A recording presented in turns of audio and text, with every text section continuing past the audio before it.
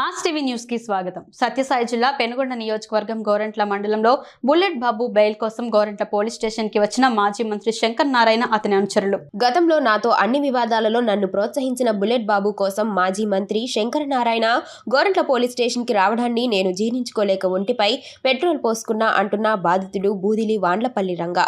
నా కుటుంబం వీరి నుంచి నాశనమైంది, నా ఆరోగ్యం చెడిపోయింది అంటూ మీడియాతో గోడు వెళ్లబోసుకున్న బాధితుడు రంగా ఈ కార్యక్రమంలో మండల వైసీపీ నాయకులు కార్యకర్తలు పాల్గొన్నారు. నా పేరు పి రంగప్ప, మాది బూరువాండ్లపల్లి, గోరంట్ల మండలం. బుల్లెట్ బాబు అనే వ్యక్తి దగ్గర 2.5 సంవత్సరాలు డ్రైవర్గా పనిచేసినాను.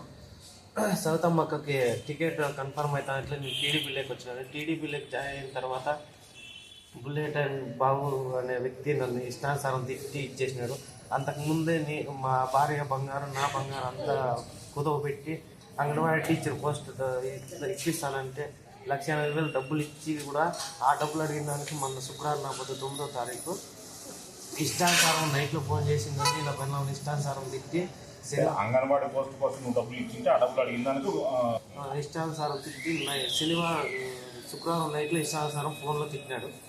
నేను ఇంకా పోతే మనలేని గమ్మునండి పొద్దున్న కేసు పెట్టామని స్టేషన్కి పోదామనుకుంటే కొందరు పెద్ద మనుషులు వద్దు అనేపాటికి నేను గమ్మున అయిపోయినాను. శనివారం నైట్లో మళ్ళీ మా ఇంటికి వచ్చి దౌర్జన్యంగా నన్ను ఇష్టం రాళ్లతో కొట్టి టీవీ పగలగొట్టి మా ఇంట్లో కొన్ని వస్తువులు ధ్వంసం చేసి బుల్లెట్ బాబు అనే వ్యక్తిని ఉగ్రారంపల్లి సీనా, ఇంకో వ్యక్తి నాకు గుర్తు తెలియని వ్యక్తి, కొత్త వ్యక్తి. ఆ వ్యక్తి వీళ్ళు ముగ్గురు వచ్చి నన్ను ఇష్టానుసారం కొట్టి శనివారం నా పొద్దు ఇట్లా అన్ని ఇట్లా కొట్టి కేసు పెట్టినా కూడా ఈ పొద్దు కేసు పెడితే సార్ సిఎస్ఆర్ రమ్మని చెప్తే ఇంతమంది వచ్చి శంకర్ నారాయణ వీళ్ళంతా వచ్చి నన్ను ఇచ్చేస్తున్నారన్న. ఇది ఈ శంకర్ నారాయణ ఇట్లా దుర్మార్గులకి పని చేస్తాడా లేదంటే ప్రజలకు పని చేసేకున్నాడా, ఇట్లా దొంగలకు పని చేసేకున్నాడన్న? ఇట్లా దొంగనా కొడుకులకు పని చేసేకున్నాడేమో చెప్పండి అన్న. ఇది ఒక సంఘటన ఇంతకు ముందు కూడా ఇష్టానుసారం కొట్టేవాడు అన్నట్టు. ఎప్పుడన్నా డబ్బులు అడిగితే కూడా కొట్టేవాడు అతను. ఏం డబ్బులు నీకేం పడితే డబ్బులు? నేను అతని దగ్గర డ్రైవింగ్ చేస్తున్నా కదా, నా డ్రైవర్ పని చేస్తాంటే ఎప్పుడన్నా నెల జీతం ఒక్కసారి నా కారు పెట్టుకొని ఒక 6 నెలలు తిప్పుకొని పెట్రోల్ పోసినాడు తప్ప నాకేం కూడా ఇచ్చింది లేదన్న. అతను ఇచ్చింటే చెప్పమన్నా.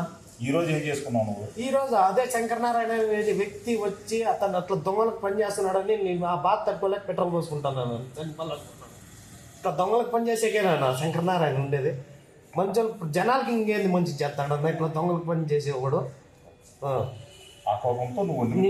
అవునా, స్టేషన్ ముందర నేను చచ్చిపోదామని నిప్పు పెట్టుకునే చేసిన.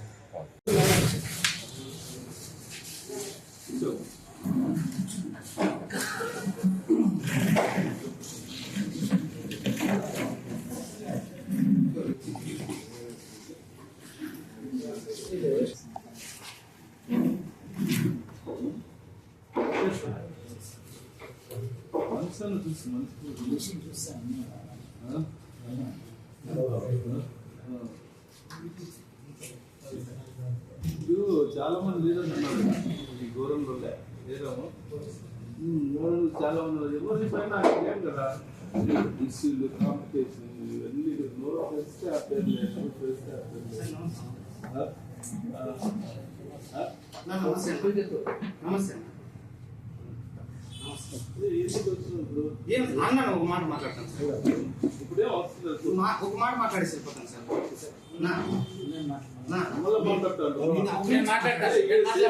సార్ నాకెంత బాగుందని అమ్మకి సార్ 2 ఏళ్ళు నేను అతను కాదలేదు సార్. కొట్టినా కూడా నేను నేర్చుకున్నా సార్. అమ్మ ఒక మాట మాట్లాడుకున్నా నీకు తెలుసు నా పెద్ద కూడా ఇక్కడ దగ్గర తిప్పిలా నా కుటుంబం నేర్చుకోవాల్సిన లేదు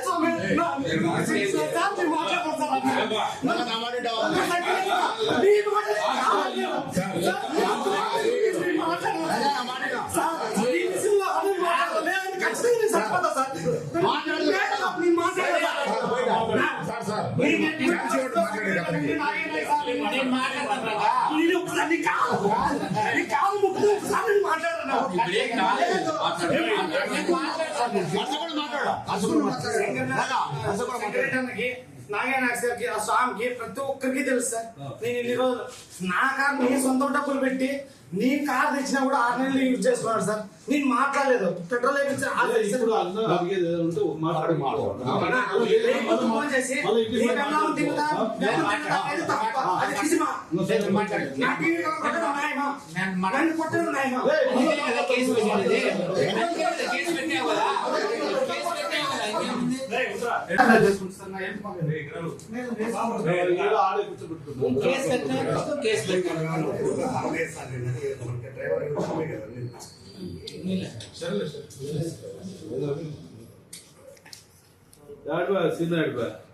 సరే వానికి ఎన్నిసార్లు చెప్పినా వీటి కూడా ఊర్లో మళ్ళా మొన్న ఎవరో ఆడలు కొట్లాడుతుంటే అదేంది నీళ్ళ కాడ మళ్ళా పోయినాడు. నేను చెప్పినా కూడా నీ పైన ఇట్టున్నాయి, నీ పైన ఇట్టుంది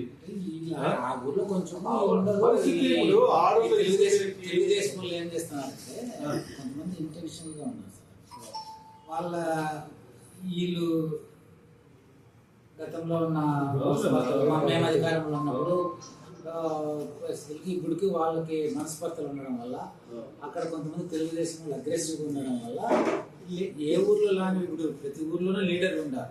ఆ ఊర్లో రాని ఆ ఊర్లో ఎందుకు వస్తున్నారంటే ఆ ఊర్లో ఏమైందంటే ఒక సామాజిక వర్గానికి సంబంధించిన వాళ్ళు ఇవన్నీ మనం అదేంటనేది ఒకే ఊరు అందుకని కాదు. ఇప్పుడు మనం చెప్తే కదా ఇంతమంది లీడర్లు ఉన్నారు కదా, నాకు ఎవరు ఎందుకంటే మనిషిని కూడా ఇప్పుడు వచ్చిపోయింటారు నా కాడికి వచ్చినప్పుడు. కానీ నేను మనిషిని కూడా ఎప్పుడో ఒకసారి పేరు పడుతుంది. వీళ్ళ పేర్లు మాత్రం రొటీన్ గా సార్ ఇంతకు ముందు ఊర్లు ఇప్పించినాడు సార్ వాడు 10 ఫ్యామిలీ ఎన్ని అసలు గురించి ఏంటి టీచింగ్ పనులన్నీ ఇంకా ల్యాండ్ ఇస్తారు డబ్బులు ఈ పేర్లన్నీ వినపడుతుంది. అట్లాంటప్పుడు అసలు వాళ్ళు అదే నేను వేరే వాళ్ళు అనలేదు. ఇప్పుడు వీళ్ళు పేర్లు ఉన్నాయి కదా, ఆ పేర్లు ఇప్పుడు కంప్లైంట్లు ఉంటే సొసైటీలో ఉంటే మనం కూడా చేస్తుంటాం. మాకు ఆడ ఉన్నప్పుడు ఆటోమేటిక్గా ఆ వర్గం వాళ్ళు గట్టిగా ఉన్నారు కాబట్టి ఆడ ప్లస్ ఆ వర్గం సామాజిక సంబంధించిన వాళ్ళు మరి ఇంటెన్షనల్గా 1-2 ఏమన్నా వాళ్ళు ఇన్స్టిగేట్ చేసి అదే వాళ్ళే ఎంతో పనులు చేయించుకున్న వాళ్ళు ఉన్నారు.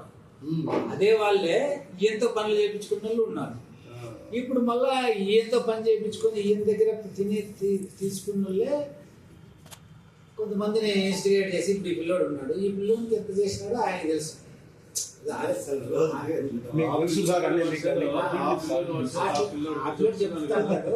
అని చేసిన జనరల్గా ఇప్పుడు ఇతను మీద కేసు అయింది కాబట్టి వాడు చెప్పింది మనము మొన్న రీసెంట్ కూడా చెప్పాను. బండిలో పోతే నిలబెట్టి మార్కెట్ కమిటీ వీళ్ళది వేరే ఎవరో వీళ్ళ బంధువులు ఇద్దరు కేసులో వాళ్ళని ఇచ్చినారు. వాడు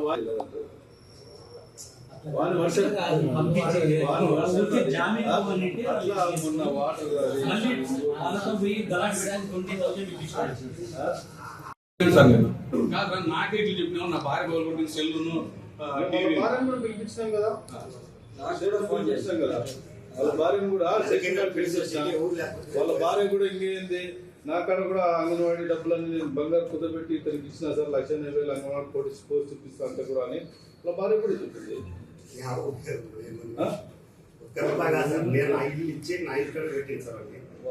నేను పిలిపించి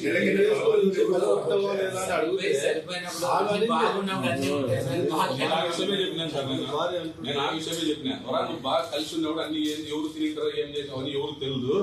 ఈ రోజు నువ్వు అనవసరంగా అన్ని మాట్లాడదు అంటే సరే వాడే ఫోన్ చేశాడు నాకు. సరే అన్న నాకు యాకేసి వద్దు, నేను వచ్చి మాట్లాడతా కదా నీతో అన్నాడు. నేను లేనురా, నేను పలకల్లో ఉన్న గ్రూప్ రేషన్ పోయినాను, వచ్చినాక ఫోన్ చేస్తాను. మళ్ళీ వచ్చినాక నేను ఫోన్ చేసినాక సరే అన్న వస్తానన్నా ఏడున్నాక నాకు ఇంటి దగ్గర ఉన్నాను అని చెప్పిన. చెప్తారు మళ్ళీ ఆపోజిట్ వస్తుంది కదా, మీ వాళ్ళే ఎక్స్ట్రీమ్ గా చెప్తారు. కొంతమంది ఇప్పుడు ఒక వ్యక్తి ఎంత పని చేయించుకున్నాడు 5 సంవత్సరాల నుంచి ఎంత పని చేయించుకున్నాడు ఒక వ్యక్తి, ఆ వ్యక్తి మళ్ళీ ఆ లీడర్ల పేర్లు ఆయన ఎవరు పేరు వాళ్ళ చెప్పారు? పేరు చెప్తే బాగుండదు. ఆ పేర్లు చెప్పారు. ఎంత మాత్రం ఈ పేర్లు ఇవే హరాస్మెంట్ చేసినారు. ఇప్పుడు తెలుగుదేశంలో వాళ్ళలో కూడా ఒకరిలో ఒకరు సరిపోదు, ఒకరి మీద ఒకరు చెప్తారు. అధికారం మామూలు సార్ గ్రూపులు ఉంటాయి సార్. ప్రతి పార్టీ ప్రతి రాజకీయ పార్టీలో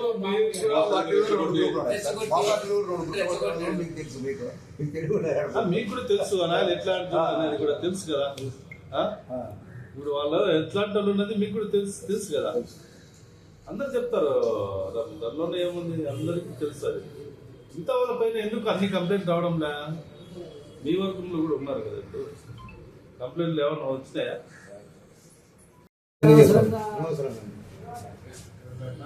లోపల పెట్టమని చెప్తాను కదా. మన దీంట్లో ఎవరిని చిన్న పిలుచుతారా? ఏదో దానికి కూడా వాళ్ళ తప్పు పూర్తి తప్పు ఉంటారు. ఫ్యాక్ట్స్ లేకపోతే ఇతను వాళ్ళు ఫోన్ చేసి తిట్టిండదు సహజం కాదనలేదు. కానీ ఆ కేసు ఏమి వచ్చినారు, టీవీ వాళ్ళు కొట్టినారు, ఇంట్లో ఇది ఇంటికి పోయింది లేదు, చేసింది లేదు. అది ఫ్యాక్ట్. ఇంటికి పోలేదు. నేను పగలు పట్టకూడదా మా ఇంట్లో టీవీ? వాడు ఉన్నవాడైతే ఇప్పుడు ఉన్నవాడైతే ఇంకా ఎంత పెద్ద టీవీలో పగలబడుతుంటాడు. తెచ్చి కానీ చిన్న ఎగ్జాంపుల్ ఇక్కడికి వచ్చి ఇష్యూ చేస్తున్నారంటే వాళ్ళ ఇంటెన్షన్ ఏం అర్థం చేసుకోండి. మీడియా వాళ్ళు ఉన్నారు, మీడియా వాళ్ళ దగ్గర వాళ్ళు ఏదో చేయాలా, వీళ్ళు రెచ్చగొట్టి మీడియా ద్వారా వాటి ఫోకస్ కావాలని వాళ్ళకి సంబంధించిన మీడియా వాళ్ళు, లేకపోతే ఇంకోరో వాళ్ళు ఏదో మీడియా వాళ్ళ దగ్గర వాళ్ళతో మాట్లాడుకుంటారు, ఏదో చేసుకుంటారు, రెచ్చగొట్టి ఇతని ఏదో తప్పుడు చేయాలని ఆలోచన తప్ప ఎంతమంది దేశంలో కొట్లాలు లేదు, ఎంతమంది కేసులు పెట్టలేదు. కేసులు పెట్టినప్పుడల్లా బుద్ధాయిని పిలిచికొచ్చినప్పుడల్లా వస్తున్నారు.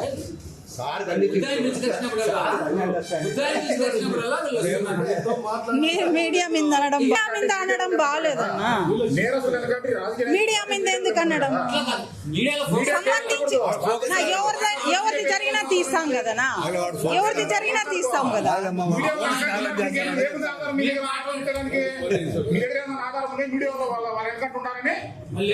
మమ్మల్ని బలి చేస్తున్నారు.